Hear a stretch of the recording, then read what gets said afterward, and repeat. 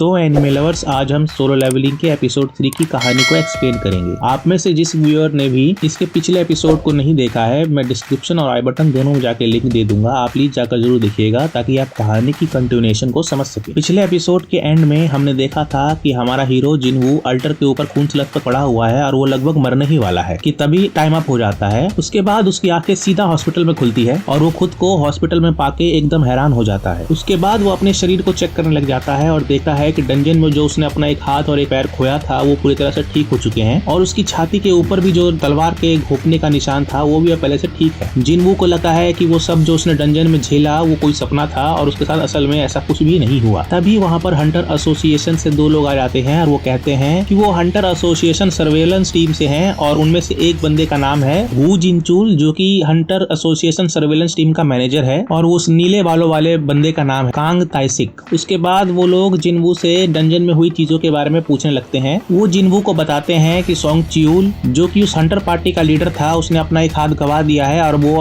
Hunter के रूप में आगे काम नहीं कर सकता। और ली जॉन ही, जो कि वो हीलर थी, वो तब से सदमे में है और उसे साइकाइट्रिक केयर में रखा गया है। उसके बाद वो लोग उससे डबल डंजन के बारे में पूछते हैं और साथ ही वो उसे डबल अवेकनिंग के बारे में भी बताते हैं। तो जिन लोगों को नहीं पता उन्हें मैं बता दूं दोस्तों कि इस दुनिया में हंटर्स की ताकत अवेकनिंग से आती है। एक आम इंसान अवेकनिंग के बाद जादुई शक्तियों को हासिल करता है और उसके बाद वो हंटर बन सकता है। अवेकनिंग से उन्हें जो जादुई शक्तियां हासिल होती हैं उन्हें वो रैंक में बांटते हैं और उनके हिसाब से उनकी ताकत का फैसला होता है। शक्तियां अवेकन होने के बाद कोई भी हीरो अपना रैंक नहीं बढ़ा सकता, लेकिन कुछ खास हालातों में एक हीरो एक से ज्यादा बार अवेकन हो सकता है, उसे डबल अवेकनिंग कहते हैं। और ऐसे हालातों में एक ई रैंक का हीरो भी ए रैंक या एस रैंक का हीरो बन सकता है। वो लोग उसे बताते हैं कि भागने के बाद उसके साथियों ने जब व्हाइट टाइगर्स गिल्ड को उस जंगल के बारे में बताया तब वो लोग वहां पहुंचे और उन्हें वहां पर जमीन पर पड़ा हुआ जिनवू मिला और उसके बाद उसे हॉस्पिटल में लाकर बचाया गया। उसके बाद हमें एक आर्टिफैक्ट देखने को मिलता है दोस्तों, जिसका नाम है मैना मीटर, जो इंसान के अंदर के मैना को मापता है। वो श्योर करने के लिए कि उसकी डबल अवेकनिंग नहीं हुई, उस मैना मीटर से उसका मैना मापते हैं। वो लोग जिनवू का मैना मापते हैं और उसके बाद जिनवू उनसे पूछता है कि रिजल्ट क्या है, बड़ी एक्साइटमेंट के साथ। लेकिन उसका स्कोर 10 आता है और फिर हमें पता चलता है कि ऐसा कुछ भी नहीं है। मैना मीटर के हिसाब से जिनवू को डबल अवेकनिंग हासिल नहीं हुई। जिनवू उदास हो जाता है। उसके बाद वो लोग वहाँ से चले जाते हैं। उसके बाद जिनवू कहता है कि उन लोगों ने सब कुछ पूछा लेकिन इस नोटिफिकेशन बोर्ड के बारे में नहीं पूछा जो अचानक से जिनवू के ऊपर हमें दिखाई देता है। जिनवू उस नोटिफिकेशन बोर्ड की थोड़ी जांच पड़ताल करता है और उसे लगता है कि ये कोई गेम जैसा है। ठीक उसी वक्त उसकी बहन वहां पहुंच जाती है और वो उसे डांटने लगती है क्योंकि जिनवू कई बार घायल हो चुका है इस तरह के एडवेंचर्स पे जाके। लेकिन मेन बात यह है कि उसकी टीम में से सिर्फ वही घायल होता है, बाकी किसी मेंबर को कोई खास चोट नहीं आती। इस चीज को देखकर उसकी बहन जीना उससे कहती है कि अगर फिर से ऐसा कुछ हुआ तो वो पढ़ाई लिखाई छोड़कर हंटर्स का काम करना शुरू कर देगी। उसके बाद जिनवू अपनी बहन से वीडियो गेम्स के बारे में पूछता है ताकि वो ये जान सके कि नोटिफिकेशन बोर्ड का इस्तेमाल कैसे किया जाता है। इन सब बातों के बाद जिन्हा वहाँ से चली जाती है और उसके बाद जिन्हा से जो जानकारी उसे मिलती है उसकी मदद से वो नोटिफिकेशन बोर्ड का यूज करता है।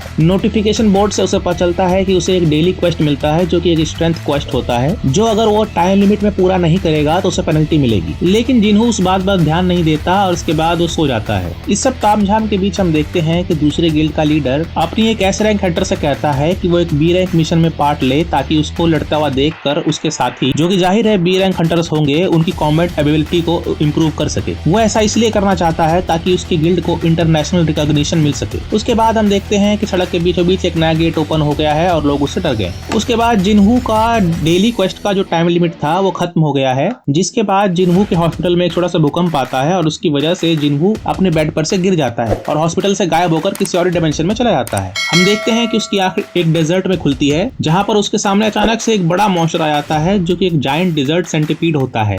डेली क्वेस्ट समय पर पूरा ना करने की वजह से उसे पेनल्टी लगती है और उसे एक पेनल्टी क्वेस्ट मिलता है। उसमें लिखा होता है कि उसे 4 घंटे तक जायंट सेंटिपीड से भरे डेजर्ट में जायंट सेंटिपीड से खुद को बचाना होगा। वो एक सर्वाइवल क्वेस्ट होता है। वहीं दूसरी ओर हॉस्पिटल के कर्मचारी इधर उधर जिनवू को ढूंढने लग जाते हैं। जिनवू 4 घंटे तक उस डेजर्ट में भागता रहता है उन जायंट सेंटिपीड मॉन्स्टर से बचता हुआ और अंततः वो 4 घंटे पूरे कर लेता है और हॉस्पिटल में वापस आ जाता है। उसके बाद वो समझ जाता है कि वो सब कोई सपना नहीं था और वो सब कुछ हकीकत में है और उसे हर हाल में डेली क्वेस्ट पूरा करना होगा, वरना उसे हर रोज ऐसी पेनल्टियां झेलनी पड़ेंगी। उसके बाद वो अगले 4 दिनों तक डेली क्वेस्ट को पूरा करने के लिए सुबह सुबह ही दौड़ने भागने लग जाता है और हम देखते हैं कि डेली क्वेस्ट पूरा करने के बाद उसे कुछ इनाम मिलते हैं और कुछ एबिलिटी पॉइंट्स भी मिलते हैं। वो उन एबिलिटी पॉइंट्स की मदद से खुद को अपग्रेड कर सकता है और अपनी ताकत, अपनी क्षमता, अपनी एजिलिटी को बढ़ा सकता है, बिल्कुल एक रियल वीडियो गेम कैरेक्टर की तरह। उसका फाइनल डेली क्वेस्ट रिवॉर्ड एक लूट बॉक्स रिवॉर्ड होता है, मगर आज उसे एक डंजन की मिली है जिसका नाम है इंस्टेंस डंजन की। उसके बाद हमें पता चलता है कि उसकी माँ को इटर्नल स्लीप डिजीज हुआ है, जो कि गेट्स के